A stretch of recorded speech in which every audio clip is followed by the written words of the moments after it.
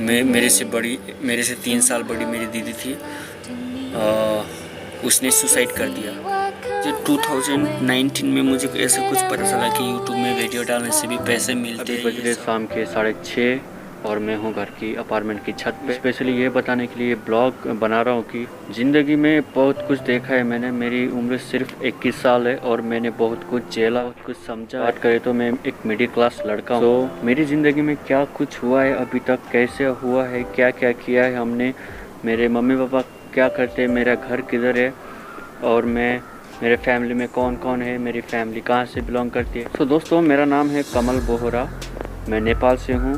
मुझे कोई अजीब नहीं लगता कि मैं अपनी लाइफ में कुछ भी खुल के बोलूँ।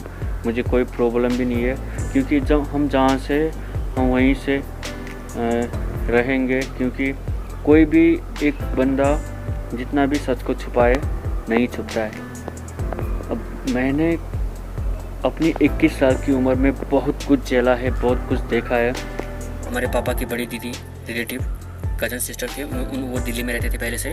उनका सरकारी नौकरी था दिल्ली में। सो वो लोग दिल्ली रहते थे, उनका घर पूरा खाली था। उन्होंने हमें एक कमरा दे दिया और उनका घर देखना था हमको।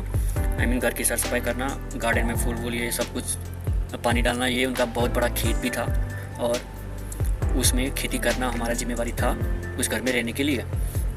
सो मेरे पापा खेतों में काम करते थे, मम्मी भी खेतों में काम करती थी, सब चल रहा था बढ़िया। और उसके बाद 2068 नेपाली डेट कह रहा हूँ मैं, इंडिया का समथिंग 2012 या नहीं 2009 या 10 होगा।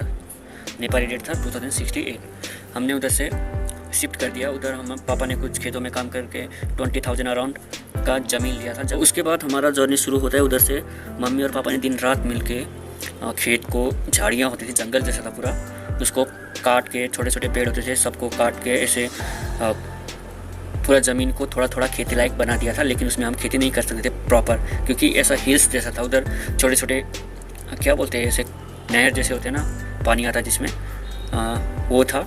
सो उसको धीरे धीरे हम लोगों ने क्या किया, उसको खेती योग्य बना दिया। ज़मीन को पूरा क्लीन करके सब कुछ हो गया। और मम्मी पापा 2072 में नेपाल के 2072 में, इंडिया के समथिंग 2013 में आए पंजाब।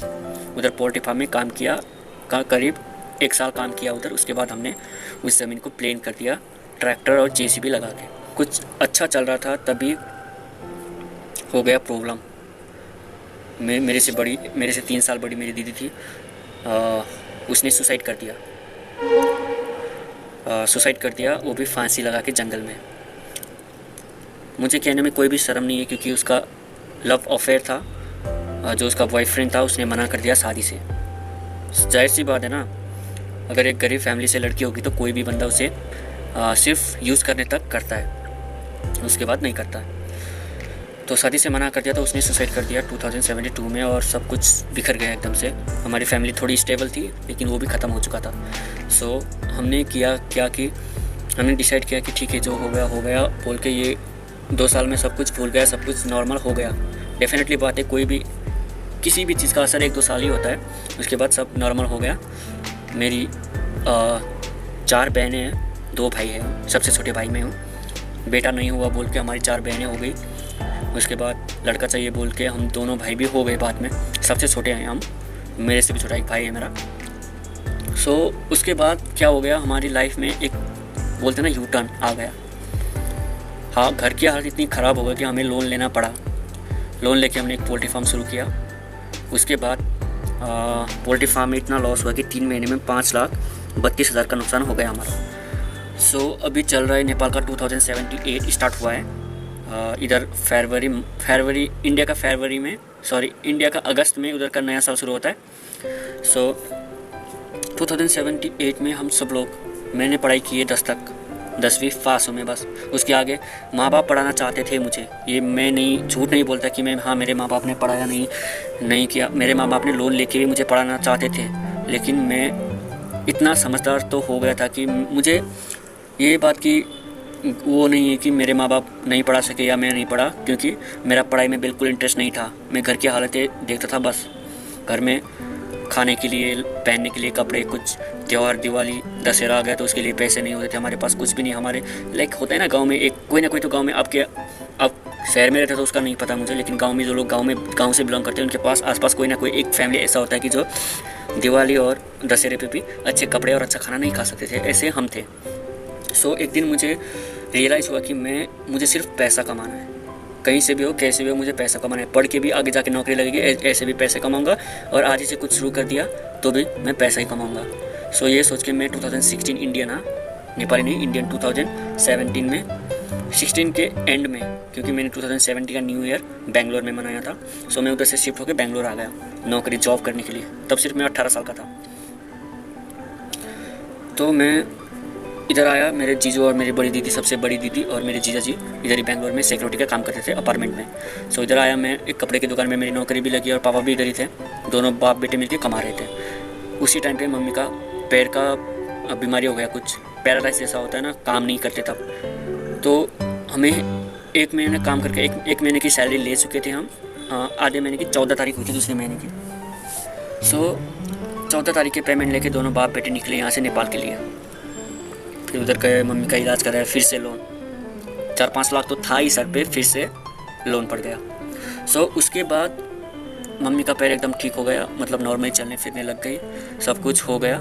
तो हमने गांव का जितना भी हमारा छोटा मोटा ज़मीन और घर था, घर ऐसे मिट्टी का घर है, वो घर और वो रेंट पे मतलब लीज पे बोलते हैं ना, कितने सालों के लिए बोल के हमने ऐसे लीज पे किसी हमारे रिलेटिव को देके हम पूरी फैमिली बेंगलोर आ गए। मेरा भाई, मेरी मम्मी, मैं पापा, सब लोग बेंगलोर आके जॉब करने के लिए आ गए। तो पापा और मम्मी को तो मिल गया, लेकिन मेरे जैसे लड़के के लिए या तो होटल में या पीजी में या फिर किसी ऑफिस में ऐसे में काम मिलता है। ऑफिस में मतलब क्लीन करने का कुछ होता है ना, शीशे भी से साफ़ करने का, टेबल क्लीन करने का, ये काम मिलता है मेरे लिए, क्योंकि मैं पढ़ा लिखा नहीं हूँ कि मेरे लिए जॉब मिल जाए कि मैं ऑफिस में बैठ के कुछ काम कर सकूँ। सो लॉकडाउन हो गया तो ऑफिस बंद, होटल बंद, मैं रह गया ऐसे। मुझे अभी 3 महीना हो चुका है बेंगलोर में, मैंने अभी तक जॉब नहीं की। एक होटल में जॉब किया, 4-5 दिन काम किए, वो भी बंद हो गया। सो मम्मी पापा काम करते हैं और मैं इधर रहता हूँ छत पे, क्योंकि नीचे जगह नहीं होती। सिक्योरिटी का रूम है, छोटा रूम है, इसलिए जगह नहीं होती। सो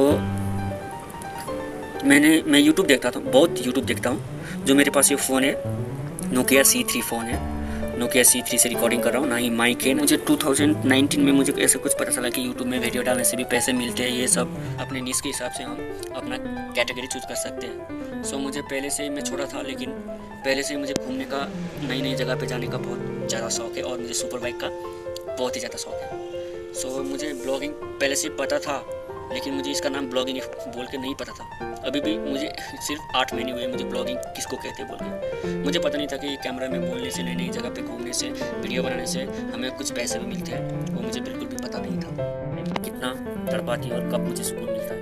लेकिन मेरा पैशन ब्लॉगिंग है। मैं जैसे जॉब लग जाऊँगा, एक नया मोबाइल लेके नया जगह पे जाके सब कुछ नया करूँगा और नई ज़िंदगी की शुरुआत करूँगा। अगर ब्लॉगिंग में आपको सपोर्ट करना है तो प्लीज़ आप सपोर्ट कर सकते हो मेरे चैनल को सब्सक्राइब करके, और सब्सक्राइब से भी ज़्यादा मेरी वीडियो को शेयर कीजिए, क्योंकि लोग मुझे जानेंगे तभी मुझे पहचानेंगे। So thank you for watching. I am so sorry, आपको थोड़ा सैड कर दिया इसलिए।